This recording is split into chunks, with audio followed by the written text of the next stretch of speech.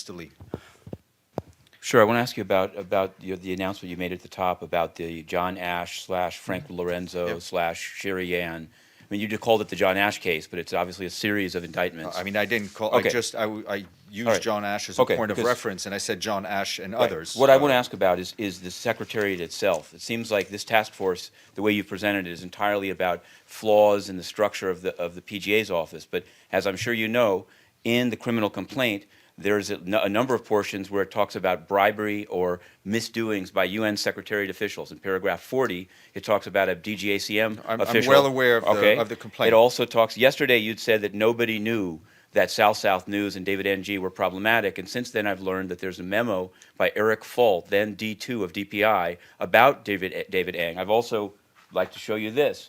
This was an ad taken by David Ng's South News, after which Ban Ki-moon did a photo op with David Ng. So I wanted to know, how is it possible that if documents existed in the UN system, contemporaneous with Ban Ki-moon's interaction with the now indicted David Ng or Ng Lap Seng, that it took place, and what does it say about weaknesses of the Secretariat, and who is going to do a report on that? There is an audit of that is ongoing of the relationship with David Ng and his various NGOs. That audit has been done. It is available for member states to be shared, and according to OIOS existing rules and regulations, it will be made public, I think, within a couple of weeks. From that, we will see where that goes on. Again, not to beat all horses with whatever one beats old horses with, but it was not there was no official photo op with the Secretary General and the gentleman you mentioned. He obviously came up to Secretary General, took a photo. He was So taken I think upstairs at the Cipriani. I have video. I understand. So Yeah. you and I have different views No, on it's this. we have a I different view of a understand. video. I just have understand. one question, because it seems like Ban Ki-moon has done a report I on just, another I think, part of the UN Ma- system. Matthew, I think I just answered your question. didn't. An You said audit, there's an an audit, audit an that won't audit has come out been for done. weeks. It's done. Member states, it's But available. It's an audit as opposed to a report. That's what I'm just asking. Finish, okay, please. it's an audit. It's available with member states. If further investigations need to be done following that audit, they will be done. What the Secretary General's task force examined, in fact, and it talked to, I think, almost a whole number of, as you will read it yourself in the report, to a number of former presidents of the General Assembly. It's about structural issues and the weaknesses of the office as they then exist. But are you saying there's no structural weaknesses within the Secretariat that led That's to why I these- said there is an audit, and whatever else needs to be done afterwards, it will be done. very thing we were just discussing, South News and funding of the UN Correspondents Association, is what I was covering on January 29th, for which I'm being thrown out. But my question has to do with a letter from Mr. Miguel de Serpa Suarez, who seems to say that there's absolutely no right, including a due process right, or even a freedom of speech, non-retaliation right, to accreditation and or resident accreditation status in the UN. And I know it's a topic that was raised to you when you were in DPI by the New York Civil Liberties Union, when they asked, what are the standards? So given that he's a lawyer, he's the head lawyer of the UN, he's Ban Ki-moon's lawyer, is it the case that there are, in fact, no rights at all for journalists in the UN, that privileges, quote unquote, and abilities to report can be stripped without any review, without any right to be heard? And if so, how is that consistent with your policy? Matthew, if you will allow me to then I will. violate your client privilege, because you're obviously quoting from a letter that was sent to your lawyer. I'm waiving it right now because okay. I find it so laughable that I'm asking you, and I'm ready for some comedy. I'm glad you Please. do. The Secretary General in the UN system stands for freedom of the press. I think we spend quite a lot of time here. I happily spend a lot of time here answering questions. There is no right to an office. Offices here are provided free of charge to UN resident correspondents. Some may have issues with the media guidelines as they are, but they are what they are. Anybody who accepts a pass, signs on to them, agrees to them, whether they're resident correspondents or non-resident correspondents. If there's maybe a need to review those guidelines, that is fine. But they are not secret guidelines. They are what they are. I think we spent a lot of time and effort, as we should, in answering questions from the media and in defending freedom of the press, as I am doing this very minute. The guidelines that you quote don't have any reference to interpreter's booth. I've read them a number of times. Matthew, What I want, and that's what's being cited. But this is the question that I want to ask you.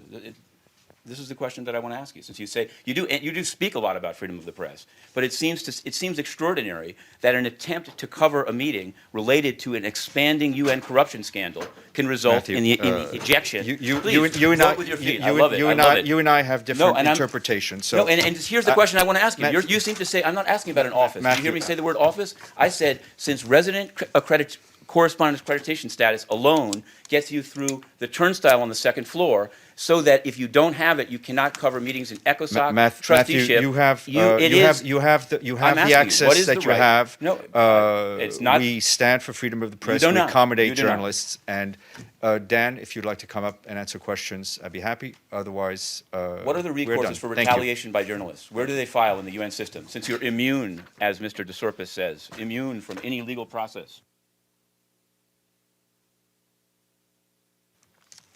Questions? Sure. Yes. Thanks a lot, and thanks for the statement.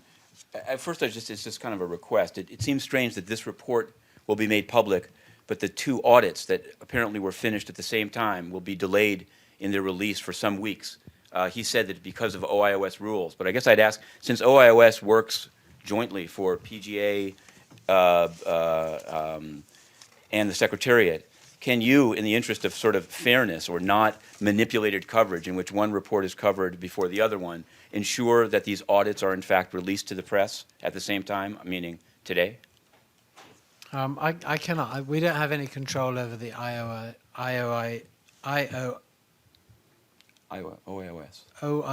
process. But do you have a copy of the audits? We have not seen a copy of the audits. States have them. So member states have them, but the PGA we office haven't doesn't? received Okay. them. We're here to talk about the report Sure. that we received yesterday afternoon. My question is actually more. It's more factual. It's a factual question about the running of the office by Moins Likhatov, and it's with all due respect.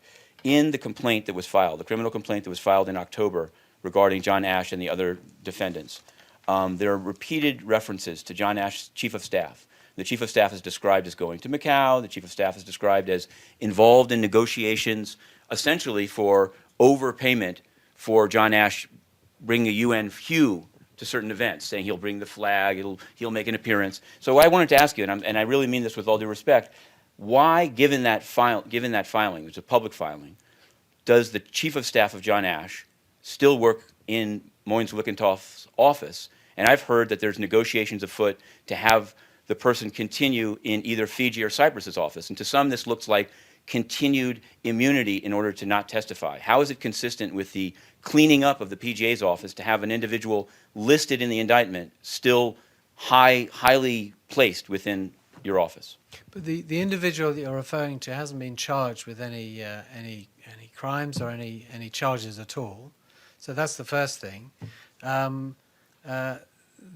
This report is about the functioning of the office. It's not specifically about anything that happened in the 68th session. It says that the task force reviewed the status, the role, the mandate of the president, the financing, staffing of the office, reporting and oversight mechanisms for the president and the office, and the procedures and practices in place for promoting the transmission of institutional memory between the presidents from session to session. In accordance with its terms of reference, the task force did not examine the allegations relating to the president of the 68th session of the General Assembly. So the report does not cover any of the allegations, as it says there, and it is not about that. It's really about the functioning of the office in general. Sure. Just one follow-up, and I appreciate it. I guess my question is really it's to you as the spokesman for the office. I understand that the report is looking at systems in place, et cetera. Yeah. But wouldn't one of the systems one would expect to be in place in such an office is to be basic vetting of people that come to work? And while you're saying she's not indicted, and this is true, South News is not indicted, but Stephane Dujarric has said there is now a review of their status with the UN because they're not even named in it. It's called NGO1, but it's clear who they are in the criminal complaint. Now, in the case of Chief of Staff of John Ashe, there's no dispute who the person is. So have you read the criminal complaint? And if so, how is it consistent with the claims of the PGA that this person is still working there? I'm not here to comment on the allegations that have been made by the U.S. authorities. It's really not relevant to anything in this report. This report has been inspired by certain allegations that have been made and charges that have been laid in the courts. But the report itself is about the running of the office, the way it's run, the way it's funded, with a view to improving that process. I just note there have been a lot of guilty pleas. So although the charges as to Mr. Ashe and Ng Lap Seng are still charges, Frank Lorenzo has pled guilty, Sherry Yan has pled guilty, Heidi Pin has pled guilty. So there's clearly something to the complaint if people have put themselves in jeopardy for years of prison and are cooperating with the government for it. So, I mean, but I understand the distinction that you're making, and so I won't have any further questions. Thank you. Any other questions? Good. Thank you very much.